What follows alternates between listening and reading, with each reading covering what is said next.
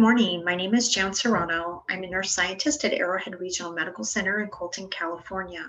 Today, I'm going to be presenting a study on sacral pressure injury prevention in trauma patients using a silicone-bordered multi-layered foam dressing.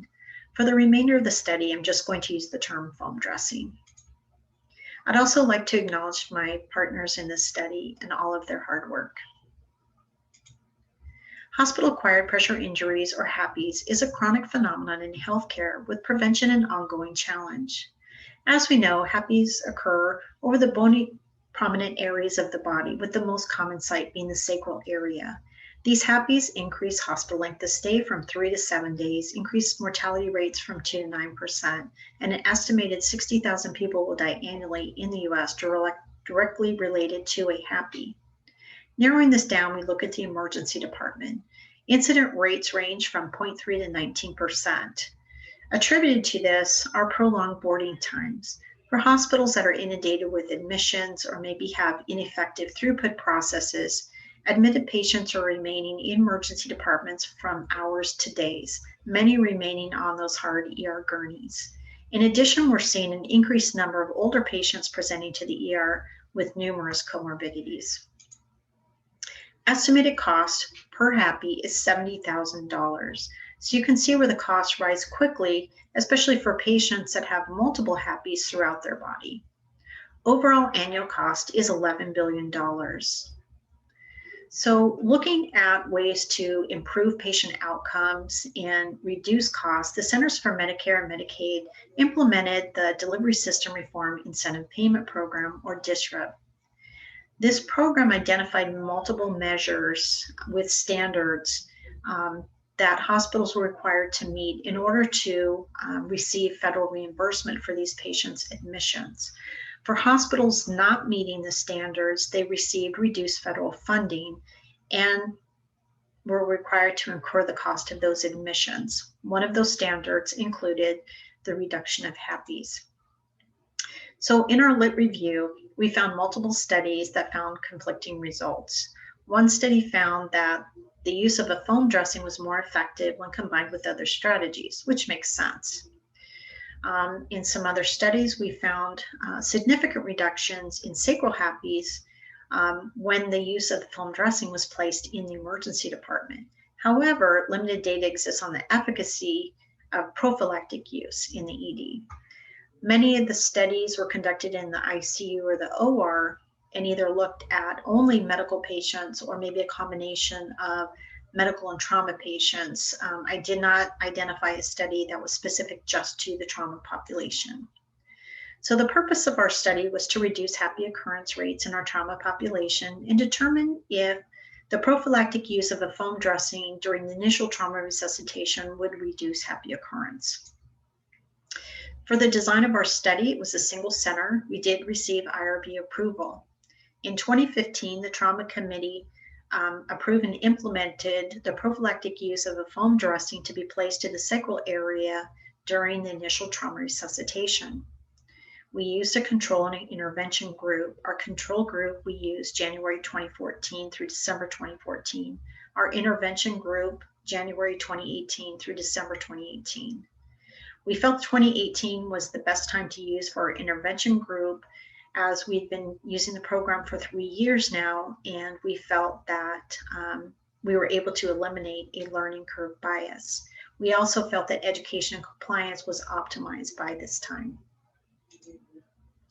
Data was collected from our trauma nursing flow sheet as well as our trauma registry.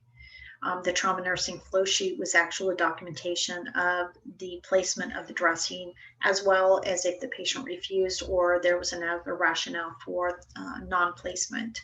The trauma registry data included the age, sex, trauma level, injury severity score, hospital and ICU length of stay, and HAPI occurrence. We use the logic models, our framework, to organize concepts, variables, and evaluate the process. I'm not going to read through all this. I'll just give you the highlights. Our situation is that HAPIs increase mortality rates. So for our trauma patients, we wanted to reduce HAPI occurrence to help decrease our mortality rates. We needed to identify all of our stakeholders, which include administration, all of our staff, our vendors, and our IRB. Our short-term goals were to have compliance with placement of the foam dressing.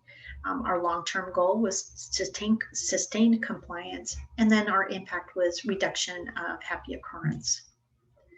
So the setting is a 456-bed university-affiliated teaching public hospital in San Bernardino, California.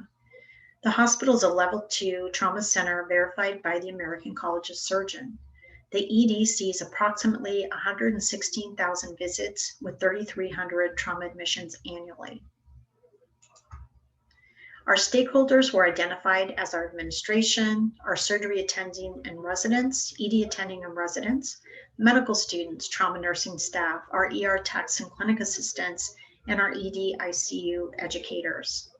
Education was provided to all the stakeholders from our trauma management and our educators. We educated on the purpose of the study and the desired outcome, as well as initial and ongoing education and correct placement of the foam dressing.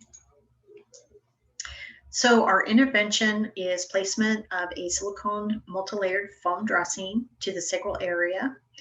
For those of you who don't know our trauma resuscitation, we have a primary and secondary survey. Our primary survey includes airway, breathing, circulation, disability, and exposure. Our secondary survey then goes into a full head-to-toe assessment, which includes log rolling the patient. It's at this point when we apply the foam dressing. Our inclusion criteria included patients meeting our activation or highest level response team, our males and females, patients that were 18 years of age or older and admitted to the hospital. Our exclusion criteria were patients less than 18 years of age, discharged from the ED or died in ED, and had incomplete documentation. For our data analysis, we use descriptive statistics. We use chi-square tests to associate between the period of time and our category of global variables. Wilcoxon rank sum test to compare the medians and continuous variables between the periods. We used independent sample t-tests, and all statistical analysis were two-sided to determine improbable values. Our p-value was less than 0.05 to show statistically significant results. So looking at our patients, our inclusion or exclusion criteria for our 2014 cohort, we had a total of 438 patients. For our 2018 cohort, we had a total of 477 patients. So looking at our results, we had no statistical significant difference between our two groups. So for this study, we had one patient that had a happy prior and one patient that had a happy during our 2018. Looking at the cost of this, we had a total of 699 patients in 2018. The dressing cost $11. So we spent close to $7,700 as a preventative treatment plan. And again, looking at the average cost per happy is $70,000. So looking at these numbers, our administration felt that the cost was worth it to continue on with this program. The limitations of our study included the ability to determine causal relationships, potential internal validity vulnerability due to selection bias, and history threats. Known confounders such as comorbidities and ED length of stay were not reported, inconsistent validation of correct placement of the foam dressing due to frequent student rotations, and availability of only one foam product. We also felt that the study was underpowered. So although our results showed no statistical significance in reducing happies, we actually did find a beneficial process change that occurred, and that was a cultural change. So typically, happy occurrence and prevention has always fallen onto nursing. Nursing has always carried that burden of trying to implement different strategies to reduce happies.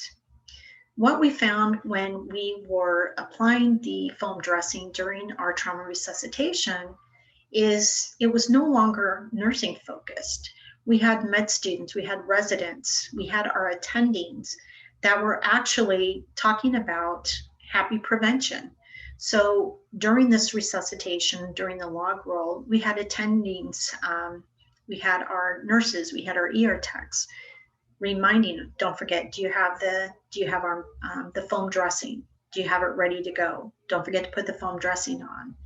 So these were reminders this needed to be done, as well as during this time, we were also showing whoever was placing this foam dressing on the correct placement. We had many that would put this foam dressing over the T-spine area. So we had to show them, okay, this is the sacral area. This is where we need to place this for optimized prevention. Also during that time, we had our physicians that were also educating the patient. So as the foam dressing was being placed on, they were explaining to the patient, okay, we're placing this on to reduce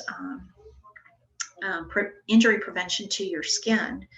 So it definitely a change from nursing to seeing all these other multidisciplinary groups participate in not only the placement, but also education for the patient and for new staff that were coming on. So it was great because it was real-time education, and we found, we're in 2021 right now, so we've had sustained practice. And I've also found when I make rounds during the ICU up on the floor, I'm still hearing those conversations coming from our trauma team, whatever level they may be at. I'm hearing those conversations that are being carried onto the floor. So we were very excited over this. So in conclusion, the foam dressing we found really was not a change in effectiveness when using during the resuscitation. However, we were really excited about our sustained multidisciplinary approach. We felt that future studies should include a randomized prospective study that is appropriately powered, and then comparing high-risk trauma patients with high ISS and ICU length of stay greater than 3 days to remove low-risk patients and improve standardized data. We also felt that research for evidence-based practices that use a foam dressing as a preventative strategy for high-risk trauma patients further needs to be explored. Thank you. Do you have any questions at this time?